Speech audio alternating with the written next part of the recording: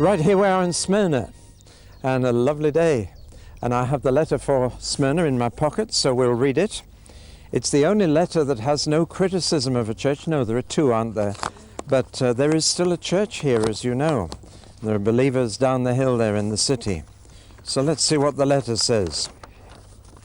It's addressed to the angel of the church in Smyrna, and it's quite a short letter. It says, "This is a message from the one who is both the first and the last, who was dead and came to life again.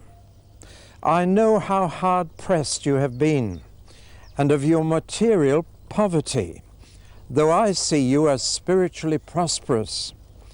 I know how those who call themselves Jews have reviled and slandered you.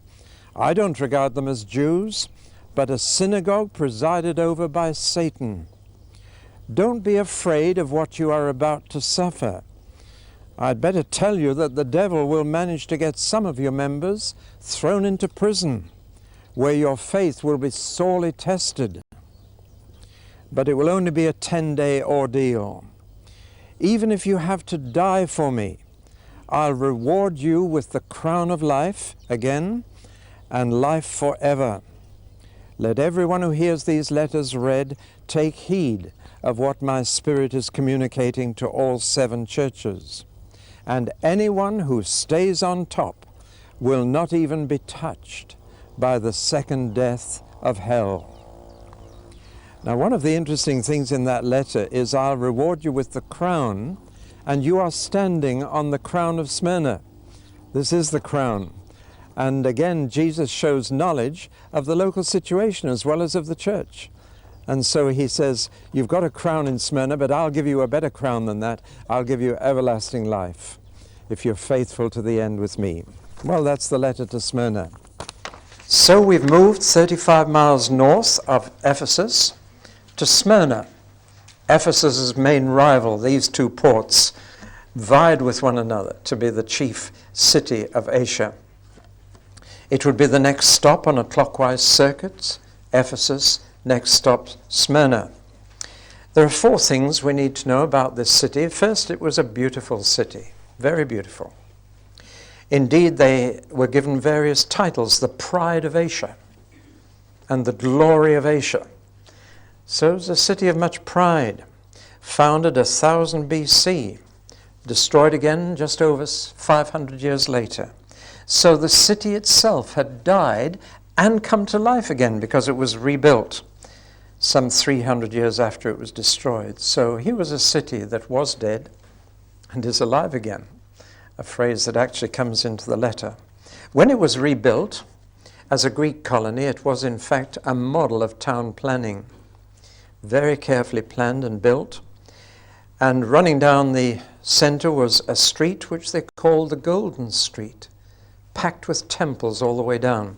There's not much left of that city, just really a row of pillars of the agora, or the marketplace. That's the only thing that's really survived, because it's a live city, unlike Ephesus, which is now dead. This is the second largest city in Turkey after Istanbul, and a very, very busy port, university town as well. Towering above the old part of the city down here, towering up here is a magnificent hill called the Crown of Smyrna. Everybody knows what you mean if you say the crown. Interesting that that word too is picked up by Jesus here. I will give you the crown. And on top there is a fortress today, an old fortress, and you'll see that on the video as well. So it's a busy city, a beautiful city, crowned by this hill. Secondly, it is a very wealthy city. It still is. All the trade comes in through this port from the west. Magnificent harbor. I've told you we saw the navy there. The river Hermus has in fact silted up quite a lot of the river, but it's still left this huge, magnificent harbor with a narrow opening to the sea. So an ideal harbor, reminiscent a bit of Portsmouth in our country. Very cultured city. That's the third thing I want to say. Very cultured. An attractive climate, unusually for Turkey. But it has one natural feature which makes it a very desirable place to live, and that is during the hot summer, the westerly breeze, which they call the zephyr, comes right up that harbor and keeps the city cool, much cooler than any other city in this part of Turkey. And so it is a very pleasant place to live, prosperous and pleasant, very cultured. You used to have a big stadium and the library and the largest theater. It was the birthplace of the poet Homer, and there's still a monument of Homer in the city. But the most important thing to say about this city is that it was very patriotic. Mind you, that was good for business. Nevertheless, it always chose the right side in every war that swept through this area. And if you can choose the right side in any war, choose the victor's side, you're in. And so when the Greeks won, they became a very Greek city. When the Romans won, they became a very Roman city. And particularly at the time of writing, it was a very patriotic city to the Roman Empire, and therefore to emperor worship. And indeed, one of the first temples, indeed the first temple in Asia to be built to the goddess Roma. Long before emperors were worshipped, there was a goddess of the Roman Empire called Roma. And the very first temple to Roma was built here in Smyrna. It was called a paradise of municipal vanity. What a phrase. And it loved giving honors, the freedom of the city to people. An honor to be a free citizen of this city. 26 AD, it was the only city in Asia allowed to build a temple for the Roman emperor to be worshipped. In this case, it was the Emperor Tiberius. And the only city that Rome would grant the privilege of erecting a temple to Tiberius was Smyrna. Now, all this is building up a picture. Its loyalty was proverbial. Not to participate in all this was considered treason.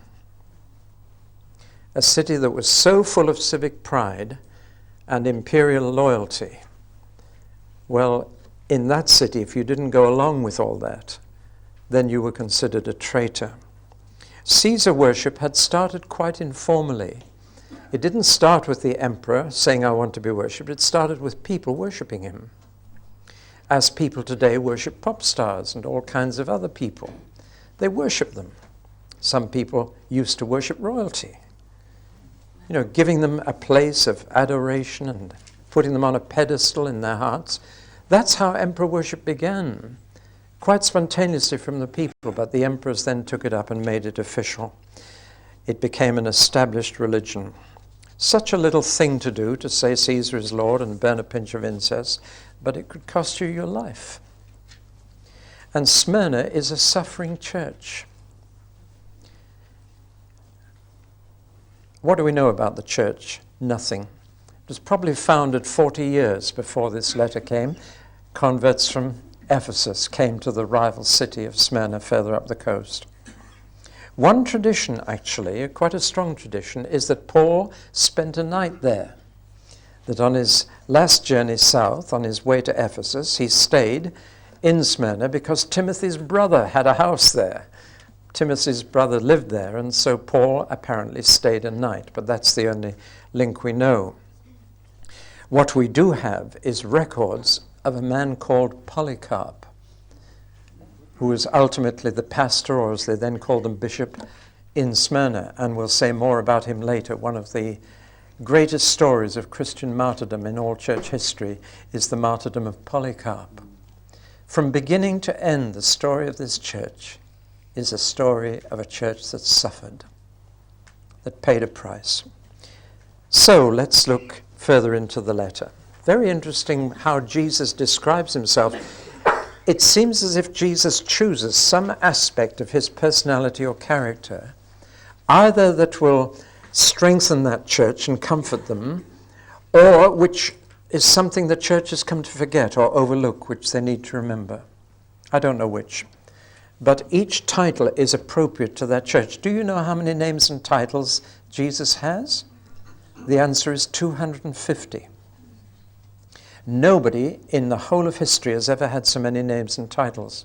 And it's a very good exercise to write them out for yourself. Most Christians can get as far as 30 or 35, and then they get stuck.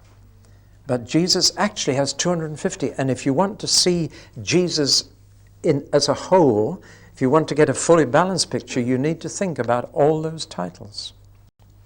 But to each church, Jesus says, this is the aspect of me that I want you to think about, that is most important for you to realize. And he gives himself 2 titles here. Number 1, I am the first and the last. I began it all, and I'll finish it all off. He is saying this really related to the history of the human race. I was there at the beginning. I'll be there at the end. I started it all off, and I will end it all. I'm the beginning and the end. I'm the first and the last. I'm the Alpha and the Omega. In other words, get a bigger view of me. Some people just think of Jesus as somebody who was around for 33 years. That's a very inadequate picture. That would be the most that an unbeliever could think about. But to the church, he is the first and the last. All the way through, it's Jesus, it's the Christ, it's the Lord. And that's going to be very important. Long before the Roman Empire came, Jesus was there. And long after the Roman Empire's decline and fall, he'll still be there. And empires rise and fall, they wax and wane, they come and go. There have been 21 major civilizations on planet Earth. And they've all come and gone exactly the same way. And in fact, you can tell where a civilization is on the curve. Do you know how? By the quality of metal in their coins. When a civilization is on the up, the coins get better and better quality. But when it's on the way out, the coins become cheaper and cheaper alloy of metals. It was a professor of metallurgy, a lovely Christian in Guildford University, who told me that. And he'd made a special study of it. And he found that you can actually trace the rise and fall of every civilization and empire by its coins. And if you just take out the coins in your pocket, you'll find where we are at the moment. But all these civilizations, 21 of them, have come and gone. And Jesus has been there all the time. He was there before they all rose, and he'll be there after they're all gone. That's the meaning of first and last. It's exciting. Second, he said, I was dead and I came to life again. Now, I told you the city did. Interesting that about every other human being, you have to put it the other way around and say he was alive and is now dead. Everybody else is like that. Muhammad was alive and he's dead. Confucius was alive and he's dead. Buddha was alive and he's dead. Napoleon was alive and he's dead. Hitler was alive and he's dead. About everybody else, you say that. There's only one person you can say he was dead and he's alive. That's Jesus. That puts him in a unique category, all by himself. But why is he saying it to them? To tell them death isn't the worst thing that can happen to you. It's not the end. So don't be afraid of it. I was dead, but look, I'm alive. And that should take all the sting of death away from you. Well, he speaks from experience as well as with authority. I've been through it. I've died. I know what it's like. And I'm alive. So I know. Now he moves to approval. And 3 times he says here, I know, I know, I know. And there are 2 meanings of that. You can either say it means I know about your suffering, or it can mean I know your suffering firsthand because I've been through it. I know what you're going through. If you say that, it can have a double meaning. Do you follow me? It can either mean I know all about your problem and I sympathize with it, or it means I've been through it myself. And I'm sure here Jesus means it the second way, maybe both ways, but certainly the second way. I've suffered. I know it. I know what you're going through. It's an expression of profound empathy with them. They have been afflicted in 2 ways, and he spells it out. First way, they've been afflicted financially. They're living in a wealthy city, and yet they are among the poorest of the poor. The word he uses for poverty is the lowest. It's beggary, it's destitution. They are destitute, they have nothing. They are the poorest of the poor in the wealthiest city. Now, either that means they were poor when they began to be Christians, and there is a truth in that, because it's always easier for poor people to enter the kingdom than rich people. And therefore the church all along has had greater numbers of the poor in its membership. Read 1 Corinthians 1. Not many noble, not many wise. It's the poor people who welcome the gospel. Jesus said it to the Pharisees. He said, the poor seize the kingdom by force. They grab it. They've got nothing else to grab. This is their only hope, so they grab it.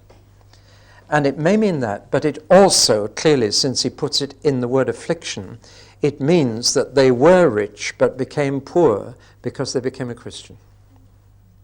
And that is very understandable in that situation.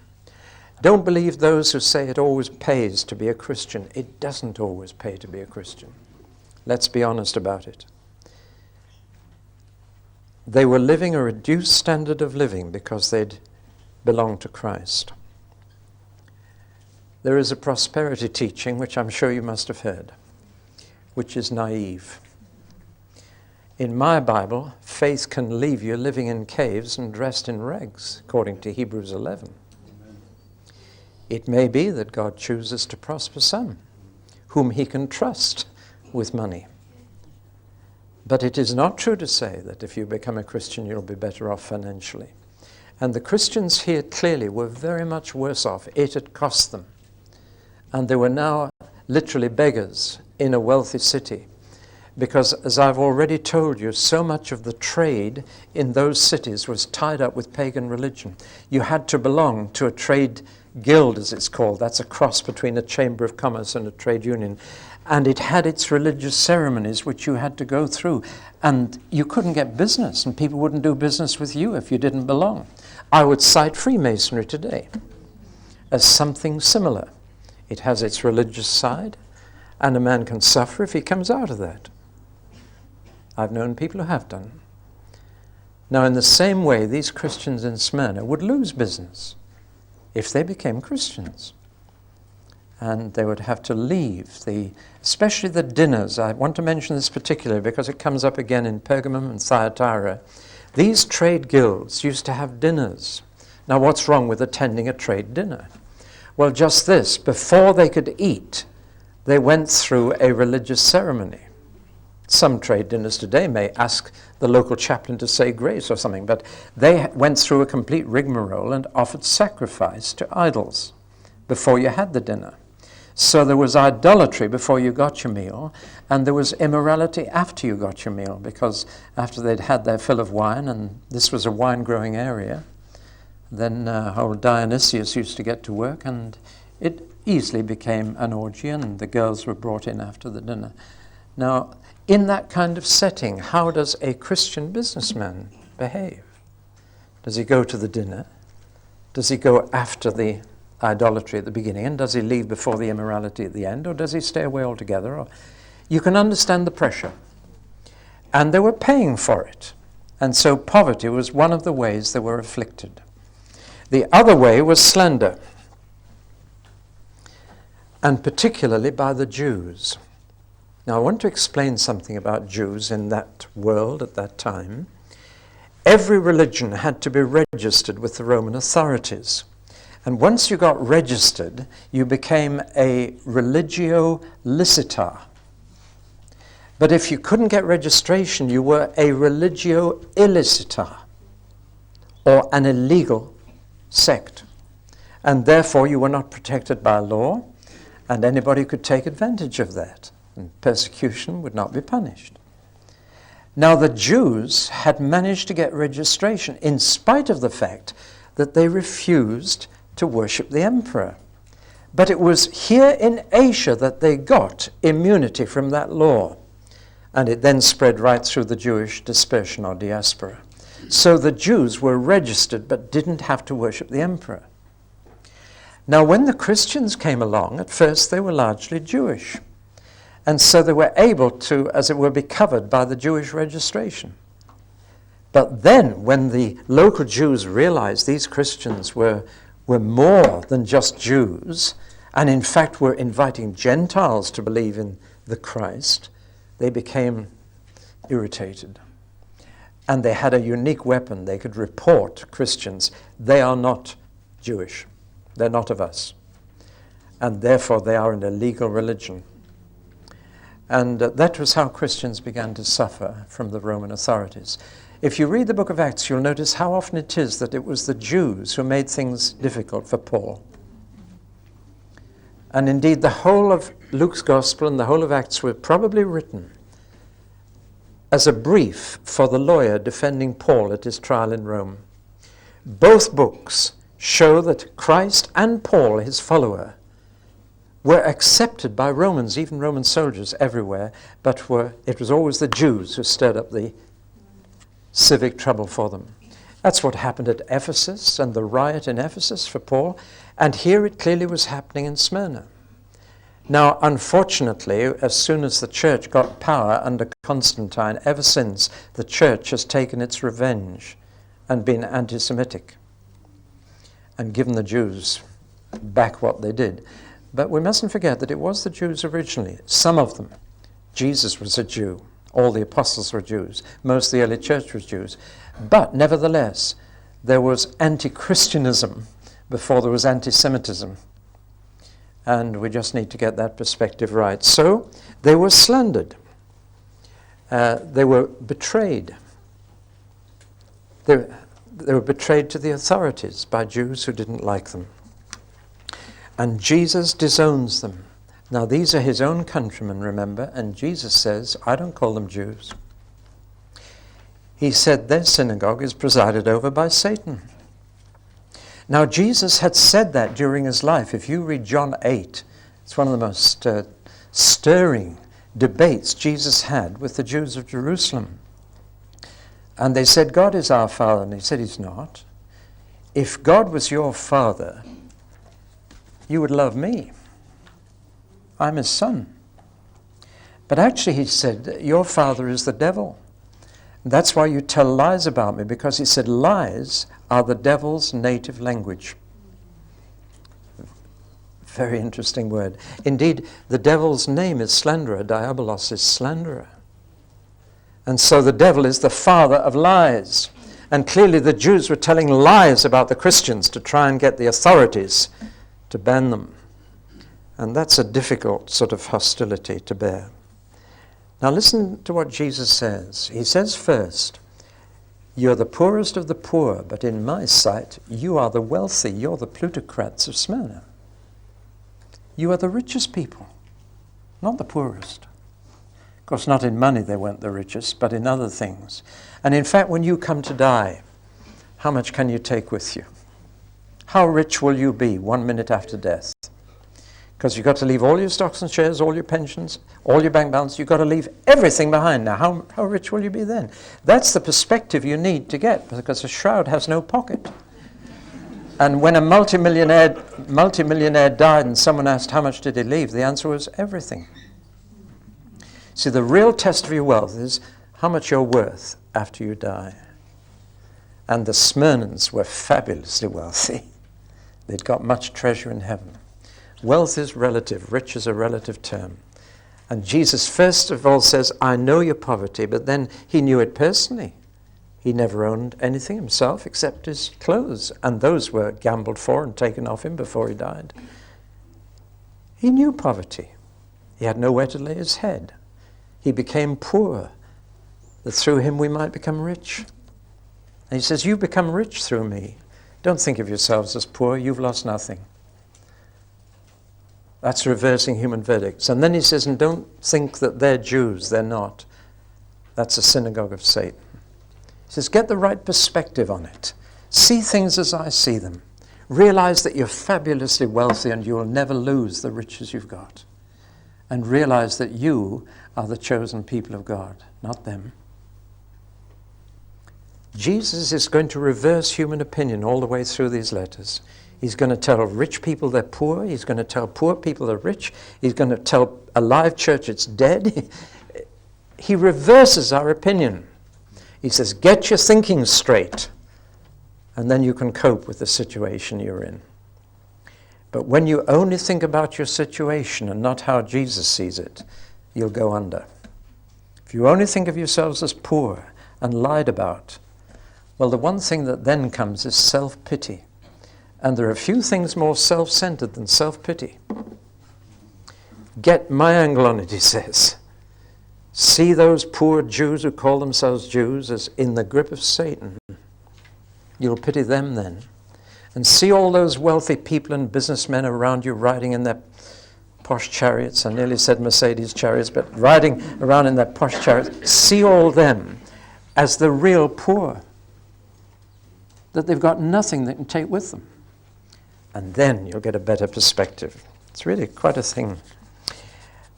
But, he says, now, what do I have against you? And the answer is nothing. Oh, surely they weren't perfect. Nothing. All their troubles were external. There were no internal troubles. I find this a real insight into Christ. Of course they weren't perfect. They weren't entirely sanctified yet. They still had a long way to go. That doesn't bother Jesus. If they share his sufferings, they'll share his glory. A church that's suffering for Jesus, Jesus will not criticize. Interesting, isn't it? You're going through it. All he has are words of encouragement and help. Suffering only gets sympathy from Jesus. The church is nearest to Christ when it's sharing his sufferings. Which means that many churches in the third world are a good deal richer than many churches in our world. And the church in Smyrna today is a suffering church. But it's the only one that's still there. Isn't that interesting? There's not a church in any of the other 6, but there is a church in Smyrna, and my wife and I had the privilege of having fellowship with them and ministering among them.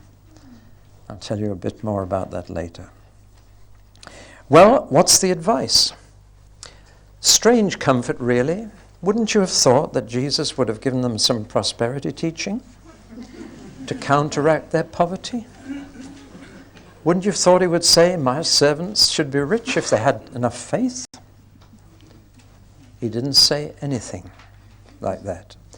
He didn't even promise them any help in their suffering. And he certainly didn't promise that he would get them out of their suffering. Now, we need to notice what Jesus doesn't say in the letters, as well as what he does. He didn't give them one word of practical relief from their suffering. Indeed, he goes one worse. He predicts more. I love the honesty of Jesus, don't you? He never told us that the way out of trouble is to follow him. He said it's the way into trouble. Have you ever heard these testimonies where people say, I came to Jesus and all my troubles were over? Have you heard that kind? I used to believe them. I don't now. My testimony is simple. I came to Jesus in 1947 and my troubles began. Got baptized in the Spirit a few years later and my troubles got worse. And in the last few years, I've been in more trouble than in the previous 30. But hallelujah, Jesus promised that. He said, in the world you'll have big trouble, but cheer up, I'm on top of it. I asked a friend some time ago, how are you? And he said, I'm very well over the circumstances. Now that's a Christian reply. But Jesus didn't say, I'm going to bring your suffering to an end or I'm going to help you through it. He said, there's more on the way. And the worst to come were 3 things.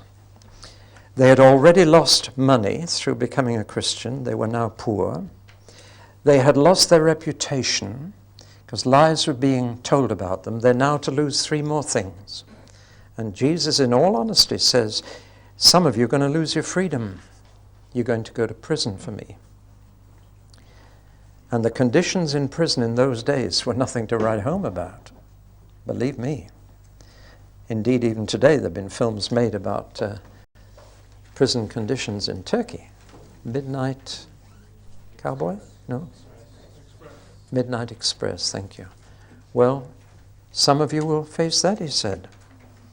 Loss of freedom and bad conditions. Many early Christians saw the inside of a prison cell. Next, he said, the loss of security. There is going to be an intense period of persecution that you'll have to go through. He said, fortunately, it'll be brief, a 10-day wonder, but he said it's coming. That phrase 10 days means, it's a kind of round phrase to mean it'll be some time, but it'll be brief. A 10-day ordeal. And thirdly, he said it's going to mean loss of life, martyrdom. Some of you will die for me. Some of you will have to be faithful unto death. Now that little word unto doesn't mean until. He's not saying be faithful until you die, but be faithful to the point of having to die. The most precious thing we have, I suppose, is life itself. It's the thing we hang on to most. Self-preservation is a profound instinct in us. I remember saying to a saintly man, I'm not sure that I could die for Jesus. I'm not sure if I was thrown to the lions, whether I could go through with it. And he said something very wise. He said, David, if you're faithful in small ways now, he will give you the grace if the big thing comes. Get it right now. And so Jesus says, whoever's faithful to death, I'll give him the crown of life. The crown, that hill at the top there, the glory of Smyrna, the pride of Asia. He said, I'll give you a better crown than that, the crown of life. It's a wonderful assurance. And he says a favorite thing. He says, don't be afraid. Don't be afraid. Well, I'm sure you realize that sounds like Jesus. Do you know that in this Bible, where is it? There are 366 times when it says, don't be afraid. That makes one for each year, day of the year, including leap year. But it was a favorite saying of Jesus. It was always saying it, don't be afraid. But the key here is this, don't be afraid now of what's coming. Because so often fear is anticipation. The worst fear is when you know what's going to happen and you're sort of thinking about it beforehand, right? Even just a little thing like a visit to the dentist. It's the beforehand. It's the fear that you can have now about what you know is coming. Or if you suddenly receive a notice that the hospital can do your surgery now, so come in next Tuesday. It's what happens between now and next Tuesday. Jesus says, don't be afraid now. I've told you what's going to happen. Prison, even martyrdom. But don't let that become a source of fear to you now. Don't be anxious about it. Don't be afraid of it. There is a contradiction between fear and faith. Mark's gospel brings it out more than any other. You can't be both at the same time. You can't be trusting and you can't be afraid. It's either fear or faith all the way through. The whole of Mark's gospel is how Jesus weaned the disciples from fear to faith. Don't be afraid, only believe. Fear and faith are incompatible. When we're afraid of something, especially anticipating it, it means that we're losing a little faith.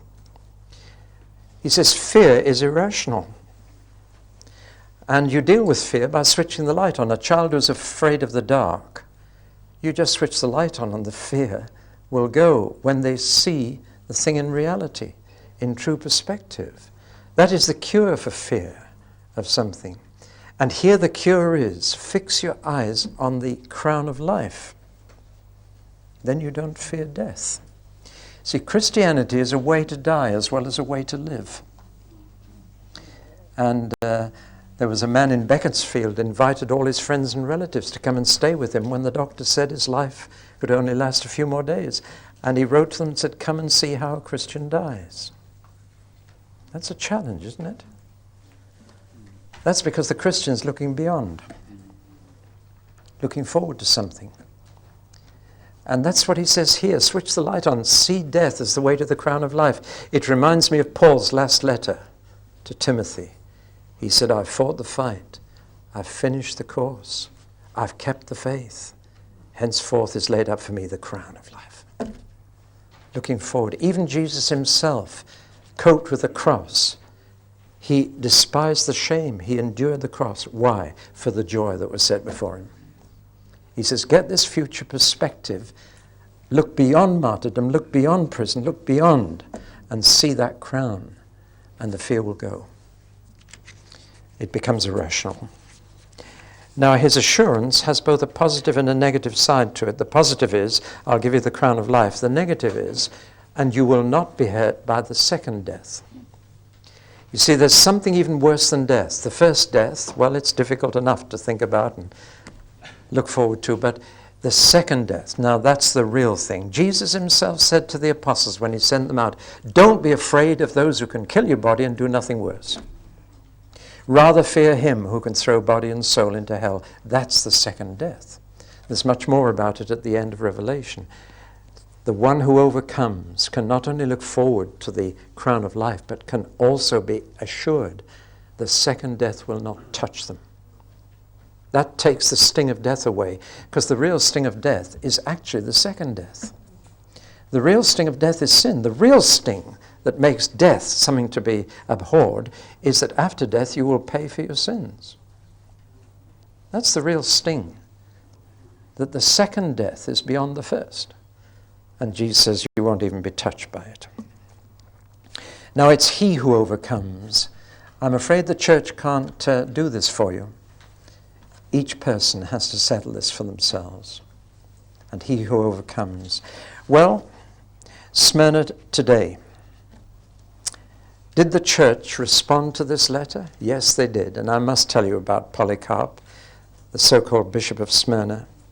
He had known the Apostle John when he was a little boy. But that just dates him. But he lasted into the 2nd century AD and became the leader of this church in Smyrna. But then he was betrayed. And the church was so anxious not to lose him, they rushed him into hiding. And they hid him in the country. But I'm afraid one church member who didn't like his ministry told the authorities where he was hiding. And they came and they arrested him. He actually cooked a meal for them and said, I'm sure you're hungry and thirsty, so let me get you something to eat and drink. Talk about if your enemy hungers, feed him. And then he said, but just give me 2 hours, please. I need 2 hours to prepare. And they left him for 2 hours, and during that 2 hours he prayed and he prepared his soul. And he said, right, you can take me now. He was brought before the proconsul, and the proconsul said he wanted him to swear that he was loyal to the emperor and say Caesar is Lord. He said, I'll set you at liberty if you'll only just swear. But he added, you'll have to reproach Christ. And dear Polycarp came out with the classic answer, 86 years have I served him, and he never did me any injury. How then can I blaspheme my King and Savior? Later he said to the proconsul, you threaten me with fire which burns for an hour, and after a little is extinguished. But you are ignorant of the fire of the coming judgment and of eternal punishment reserved for the ungodly. Well, this infuriated them. And so they ordered him to be burned at the stake. Now listen to this. It was a Saturday. But the Jews of Smyrna offered to go and collect the faggots for the fire, which was breaking the law of Moses. And the Jews collected the wood on the Sabbath. So hated they this man. This synagogue of Satan collected the wood for the fire. The custom was to nail them to the stake so they couldn't get away from the fire. But he said, I won't run away. You don't need to nail me. I'll stay right here. So they lit the fire.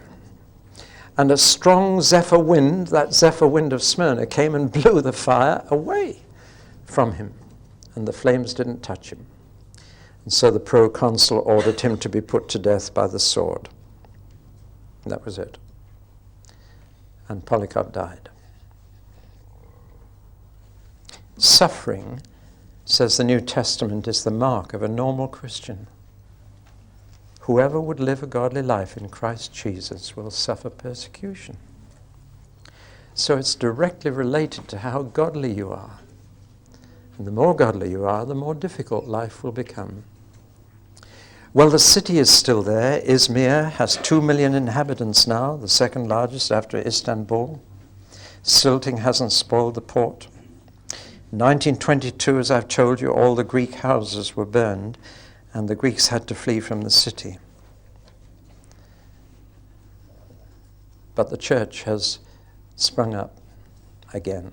There is now a lovely church of believers meeting in a basement flat by the edge of the harbour. The sea has flooded their little church out 2 or 3 times already, but they just clean it up and pump it dry and they carry on. But they suffer for their faith. It's still the same story in Smyrna, but it's there. Of course, there are some Orthodox churches as well, but you know the tensions between Turkey and Greece, which have split Cyprus in two, and it was the Greek Orthodox Church that was there. But all over Turkey are springing up little groups of believers, but they pay for it. They suffer for their faith. And therefore the letter to the church at Smyrna is still the letter that speaks to their condition. I was dead and I'm alive. I'll give you the crown of life. Amen.